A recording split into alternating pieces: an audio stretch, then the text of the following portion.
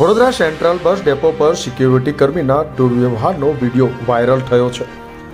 કંઈક કારણોસર મુસાફર સાથે મહિલા સુરક્ષાકર્મી કરી રહી છે ઉદ્ધતાઈભર્યું વર્તન। એકવાર વિડીયોમાં બોલીશ કે સરકારી નોકરી તો ઘર ભેગા થઈ જઈશ, મારો બાપો પોલીસમાં છે, મહિલા સુરક્ષાકર્મીએ તેમ જણાવ્યું। સ્થળ ઉપર ઉભેલા છોટાઉદેપુરના મુસાફરે મોબાઈલમાં કેદ કર્યો વિડીયો। સુરક્ષાકર્મીએ મુસાફરને વિડીયો ઉતારવાનું પણ બંધ કરાવ્યું હતું।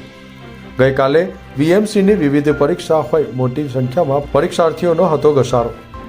મોહસિન સુરતીનો રિપોર્ટ, ન્યૂઝ ટુડે, છોટાઉદેપુર।